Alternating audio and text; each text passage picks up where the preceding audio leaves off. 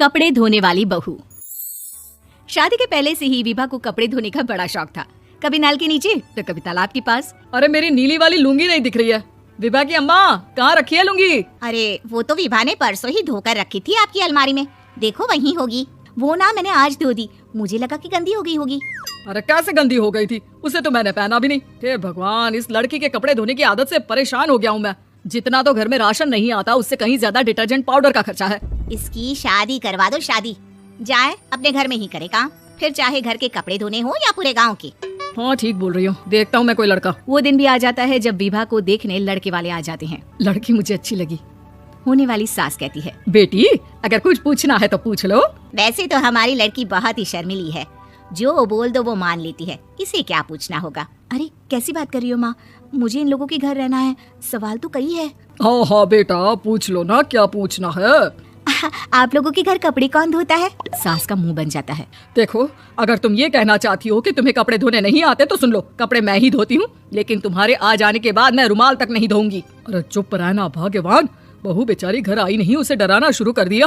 वो क्या है ना बिटिया, अभी तक तो ये कल्लू की माँ ही धोती थी, लेकिन अब तुम्हारे पापा तो दहेज में वॉशिंग मशीन देंगे ही।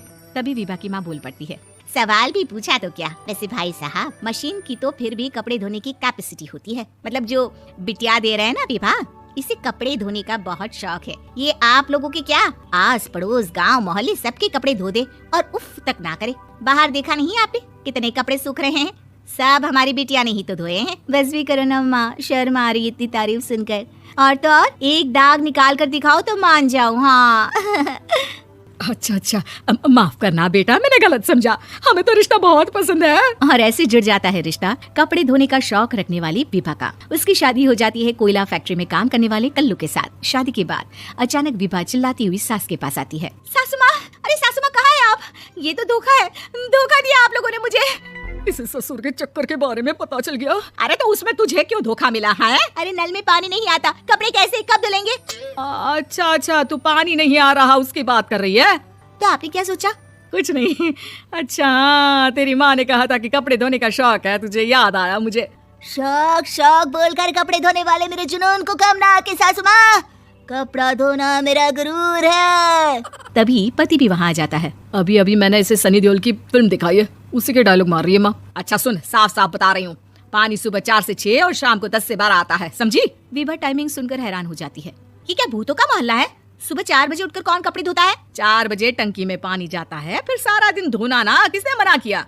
अरे कैसी बात कर रही है? 200 लीटर की टंकी में कितने कपड़े धो लूंगी मैं? सुबह ही उठ जाऊंगी मैं। अब क्या था, विभा सुबह 4 से लेकर रात के 12 बजे तक कपड़े ही धोती रहती। एक रोज सास पड़ोस से निकलकर कहीं जा रही होती है कि साथ वाली कहती है, हाँ कल्लू की माँ, जरा ये बताओ कि 2 साड़ी है, 2 ब्लाउज और 1 पेटीकोट और 1 नाड़े वाला लंबा कच्छा। हाँ तो? अरे तो क्या, कितना लोगी धुलाई ये बताओ। धोबन दिख रहे हैं हम क्या? हमारे पति सरकारी नौकरी से अभी अभी रिटायर हुए हैं और बेटा सुपरवाइजर है कोयला फैक्ट्री में। धोबन समझ रखा है हमें?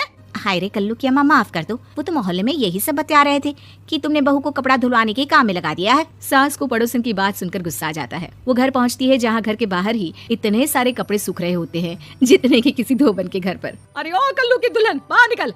माँ जी यहीं आ जाओ, बाथरूम में चादर धो रहे हैं हम। अरे अभी हम धोते हैं, तुमको बाहर निकलो। ये आस पड़ोस वाले बोल रहे हैं कि हम बहू से कपड़े धुलवा धुलवा कर उसे कपड़ा धोने वाली बना दिए हैं। अरे छोड़ो ना माँ जी, किन लोगों की बातों में आती हो? आस पास के लोगों का तो काम ही होता है कि वो किसी तरह सास बहू को लड़ा दे। बहू सारे घर के कपड़े धोती है, ये क्या कम है?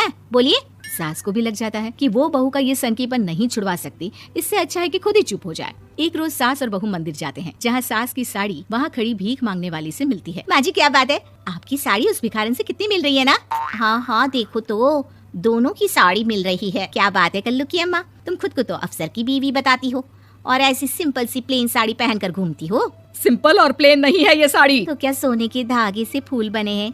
कुछ भी सासू माँ, कुछ भी। हाँ बने थे इस साड़ी में सोने के धागे से फूल। मेरे पति लेकर आए थे मद्रास से स्पेशली मेरे लिए 10,000 की।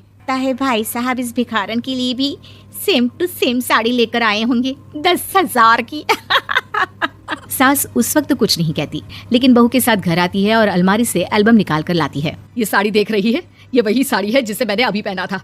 इस साड़ी में ये जो चमकदार फूल दिख रहे हैं ना, ये सोने के धागों से काढ़े गए हैं। लेकिन तू लोकल वॉशिंग मशीन ब्रश से घिस घिस कर सारे फूलों को निकाल कर साड़ी प्लेन कर दी। मुझे माफ कर दीजिए सासू माँ। और तो और, जब मैंने तुझे तेरी गलती के लिए कुछ नहीं कहा, लेकिन तूने तो सबके सामने मेरा मजाक ही बना दिया। क्यों? बहू को समझ में आ जाता है कि अब से उसका कपड़े धोना बंद।